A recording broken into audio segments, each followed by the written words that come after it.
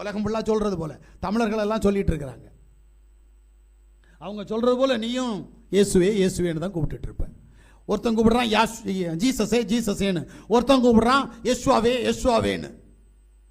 யார் எந்த பெயர் உண்மையான பெயர் கண்டுபிடிக்கிறது கஷ்டம்.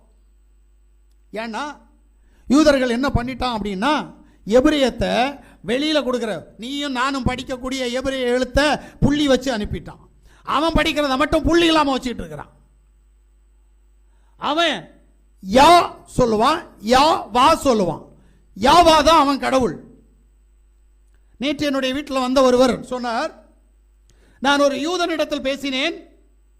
அவரிடத்தில் கேட்டபோது அவர் சொல்லுகிறார், எங்களுடைய மேசியா இன்னும் வரவில்லை, நாங்கள் மேசியாவுக்காக காத்திருக்கிறோம்.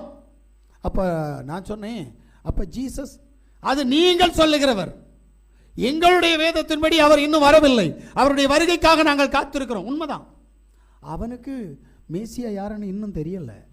ஆனா ஏன்னா இஸ்ரவேலுடைய கண்களை அடைத்து ஒலிவோ மரத்தினுடைய கிளை நறுக்கப்பட்டு காட்டொலிவோ மரத்தினுடைய கிளை ஒட்டப்பட்டபடியினால் இப்ப காட்டொலிவோ மரமாகிய புறஜாதிகள் ஒலிவோ மரமாகி மாறிவிட்டார்கள். அப்போ உண்மையான ஒலிவோ மரம் தரிக்கப்பட்டு விழுந்து விட்டது. அது ஒரு நாள் ஒட்ட வைக்கப்படும். தேவன் சொன்னார், பெருமை பாராட்டாதே, வெட்டின நானே வெட்டி முறிக்கப்பட்ட கிளையை ஒரு நாள் தூக்கி வைப்பேன். அப்ப முறிக்கப்பட்ட கிளை விழுந்து போனது. ஒட்ட வைத்த கிளை ஆகிய புறஜாதிகள் இன்றைக்கு ஆவிக்குரிய இஸ்ரவேலராக மாற்றப்பட்டிருக்கிறபடியால் உண்மையான நாமத்தை, உண்மையான மேசியாவை இன்றைக்கு இவர்களுக்கு கற்றுக் கொடுத்தார். இவர்கள் அறியாதிருந்த போது இவர்களுக்கு அந்த நாமத்தை தரிப்பித்து கொடுத்திருக்கிறார். அல்லேலூயா சொல்லுங்களேன். உன்னுடைய பலத்தினாலும் அல்ல, பராக்கிரமத்தினாலும் அல்ல, உன்னுடைய கிருபையினாலும் அல்ல, அவருடைய சுத்த கிருபையினால உனக்கு அவருடைய நாமத்தை தரிப்பித்து தந்தார். ஏன்? பிசாசுகளுடைய இச்சையில நீ விழுந்து